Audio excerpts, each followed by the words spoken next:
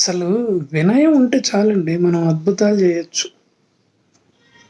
చిన్న వయసులో కనుక ఆ వినయం ఉంటే 40 ఏళ్ళు ఆ అమ్మాయికి కానీ అబ్బాయికి కానీ వస్తే వాళ్ళు నిజంగా అద్భుతాలు చేస్తారండి.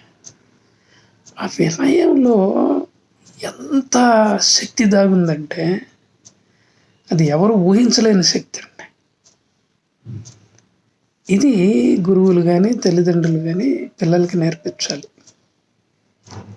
వినయం కనుక ఉండగలిగితే కోపం పటాపంచలవుతుంది అన్నమాట. ముఖ్యంగా వినయం వల్ల విద్య వస్తుందండి. విద్య ఎప్పుడైతే వచ్చిందో జ్ఞానం వస్తుంది అన్నమాట. జ్ఞానం ఎప్పుడైతే వచ్చిందో ఒక తపన కలుగుతుంది. ఆ తపనలో నుంచి ఒక ప్రేరణ వస్తుందండి. ఇక ఆ ప్రేరణ వచ్చిన తర్వాత వాడు ఆగడు, కార్యాచరణలోకి దిగిపోతాడు. ఆ కార్యాచరణలో దిగినప్పుడల్లా ఏమవుతుందంటే మెల్లమెల్లగా వాడు నేర్చుకుంటాం వల్ల వాడికి పరిణితి ఏర్పడుతుంది. ఎప్పుడైతే పరిణితి వచ్చిందో వాడి ఆత్మస్థైర్యం అద్భుతంగా ఉంటుందండి. ఆత్మస్థైర్యం వల్ల ఆజ్ఞాపించే శక్తి వస్తుంది, కమాండ్ వస్తుందండి వాడికి. అందుకనే చూడండి, మిలిటరీలో కానీ నేవీలో కానీ లేకపోతే డిఫెన్స్లో ఏ డిపార్ట్మెంట్లో అయినా కూడా కమాండర్ స్థాయికి వచ్చాడంటే వాడు మొట్టమొదటిగా సైనికుడిగా ఉండే ఉంటాడండి. అంటే వాళ్ళ కమాండర్ ఏది చెబితే అది చేసే స్థాయిలో ఉంటాడు, వినయంగా అన్నమాట. అయితే ఎప్పుడైతే ఈ కమాండ్ చేసే స్థాయికి ఎదుగుతాడో రేపొద్దున వాడు దిశానిర్దేశం చేసే స్థాయికి ఎదుగుతాడండి. అంటే మార్గదర్శనం చేసే స్థాయికి ఎదుగుతాడు అనమాట. వీరినే విజనరీస్ అని అంటారు.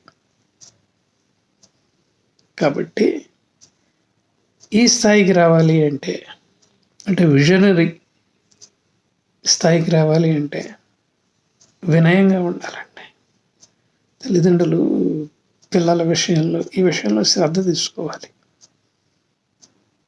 కోపం పటాపంచలు గనక అయితే చివరికి మిగిలేది వినయమేనండి.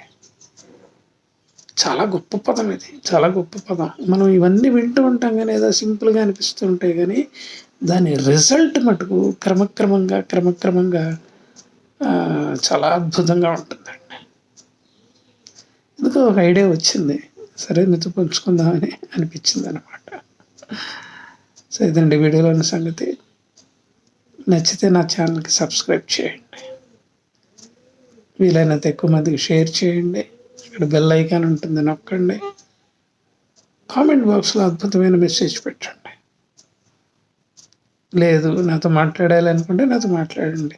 నా ఫోన్ నెంబర్ 9491063089. నమస్కారం.